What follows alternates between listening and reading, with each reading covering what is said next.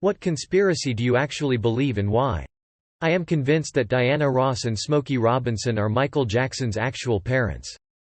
https://www.reddit.com an American Scheme. All credit to YouTube channel An American Scheme. That's why he was the talent in the Jackson family and why there were rumors that he was Evan Ross's father. They both look like Diana.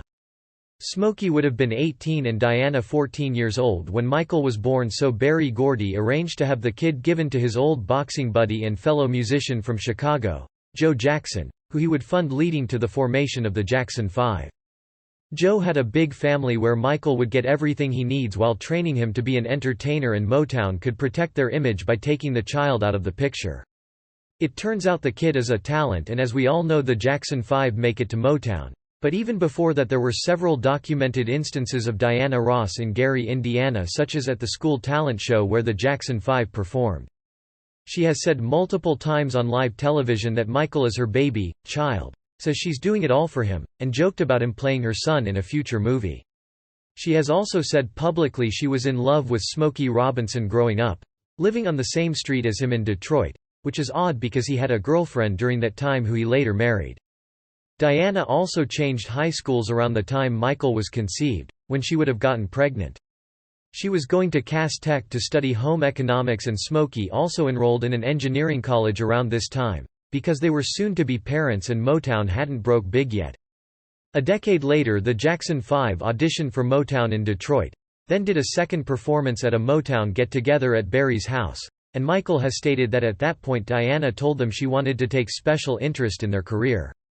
There's a movie called Double Platinum which stars Diana Ross and is about how she gave up her kid for her career and later reveals to the kid she's her mother when she sees that the kid has talent, then goes on to help her with her career, which would parallel the real-life story with Michael.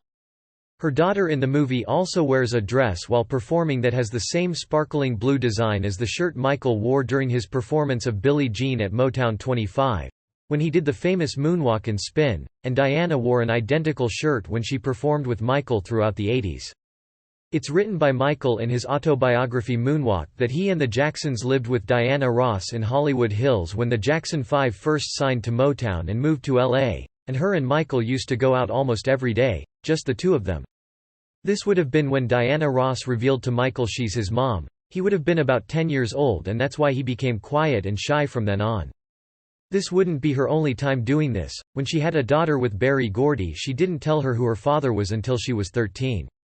Smokey Robinson also stated when he was leaving the Larry King interview shortly after Michael passed away that one of his fondest memories of Michael was when he used to go golfing at around 10 or 11 years old with him and Bobby Taylor, who is said to have discovered the Jackson 5 even though their first album at Motown was presented by Diana Ross. This was also what Michael meant in the song Billie Jean when, "This happened much too soon, she called me to her room. Diana was the one who said, I am the one, but the kid is not my son. She meant I am your mother but you're not my son, you're a Jackson now." Diana Ross is Billie Jean.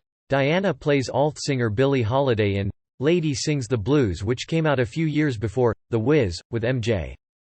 This is also what the song Dirty Diana is about. It's about Diana Ross, the groupie who seduces Smokey Robinson, who she grew up on the same street as, conceiving Michael. Then there's the song Who Is It, which is about a mystery person who abandoned Michael, and in the music video he holds a card that says, Diana. The song Wanna Be Startin' Somethin' also talks about how, if you can't feed your baby, then don't have a baby, and again refers to the mystery Billie Jean character. He references Ain't No Mountain High Enough in the song Leave Me Alone and says, Don't you come walkin' beggin' back, mama. He also references Ain't No Mountain High Enough in the songs Baby Be Mine, Speechless, and Keep the Faith. This is all also why you see a weird sexual dynamic between Michael Jackson and Diana Ross, but you will never actually see a picture or video of them making out. Recently a video surfaced of Diana Ross singing You Are Not Alone to Katherine Jackson. Just like how she probably used to sing Ain't No Mountain High Enough to Michael when he was living with her. This is seen in the aforementioned movie Double Platinum as well. Diana sings her lost daughter to sleep with a famous song. And in TMZ's video, the last time we saw Joe Jackson, an old senile Joe says, I raised Michael, he's my son and Quincy Jones knows better. I don't talk about it, no way. He's defending the supposed fact that Michael is his son for a seemingly unknown reason. And even in past interviews he always emphasized, he's a Jackson.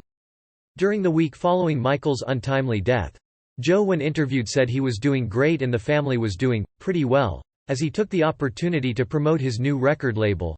Meanwhile Smokey Robinson went on The Larry King Show and did an interview about what an amazing artist Michael Jackson was. An LT, an LT, an LT, continued in reply to myself.